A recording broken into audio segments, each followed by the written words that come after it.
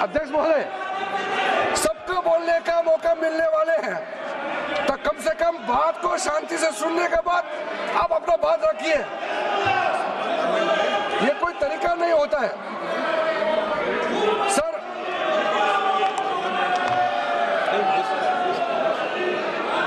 अध्यक्ष महोदय, ये जो उन्होंने गुमराह करने का कोशिश किया गया है, ये मैं कुछ केसेस आपको बताना चाहता हूं सर।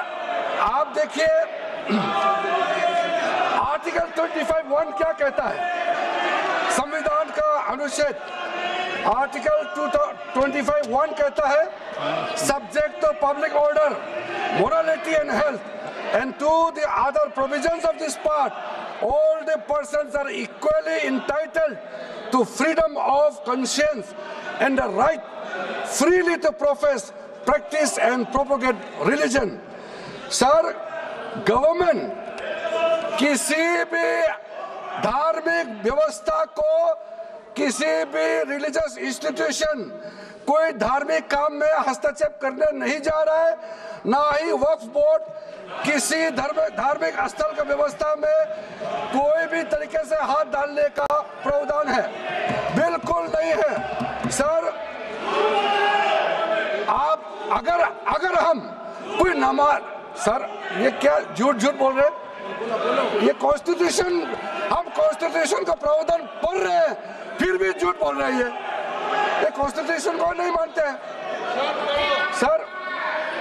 किसी मस्जिद का मैनेजमेंट को हम हस्तक्षेप करने का कोई इसमें प्रावधान नहीं लिया जा रहा है। एक मिनट माननीय सदस्य, आप भारत की संसद में बैठे हो, गरिमा मर्यादा बनाए रखो, बैठे बैठे टिप्पणी मत करो। हाँ, आपको जब मौका मिलेगा आप अपनी बात कहना, बैठे बैठे टिप्पणी नहीं कर सकते, ये संसद की मर्यादा नहीं है, ऐसे नहीं चलेगा सदन। सदन व्यवस्था नियम से चलेगा। किसी भी व्यक्ति को बैठे बैठे कोई भी सदस्य जो बोल रहा हो उसके बीच में टिप्पणी करने का अधिकार नहीं है। माननीय मंत्री जी। अध्यक्ष महोदय जी,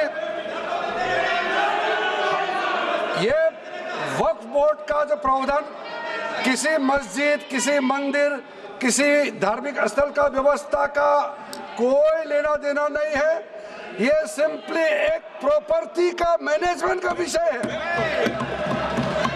ये कोई मुसलमान अपना ज़कात देता है, फितरा देता है, उसको हम पूछने वाला कौन होते हैं? ये आपका धार्मिक भावना से जुड़े हुए चीज है, उसमें सरकार का कोई लेना देना नहीं है।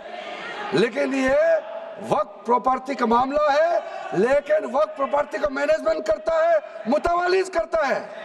ये आपको इतना बेसिक ये फर्क जो है अगर समझ में नहीं आते या जानबूझ करके आप नहीं समझना चाहते हैं तो मेरा पास इसका कोई इलाज नहीं है।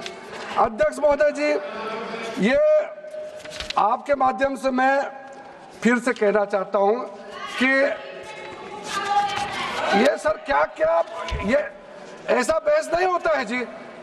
आप लोग का तर्क रखने का समय में बोलिए, ये बीच में कमेंट पास करने से सर हमारा पॉइंट का फ्लो भी बिगड़ता है और आवाज भी ठीक नहीं हो, आवाज भी ठीक से नहीं जाएगा।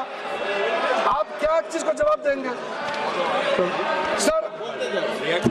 इसमें मैं कई ऐसे केसेस है जिसको मैं रेफर कर सकता हूं, लेकिन सदन में 3 केसेस का मैं रेफर करूंगा तो दूध का दूध पानी का पानी हो जाएगा कि ये धार्मिक व्यवस्था से कोई लेना देना नहीं है।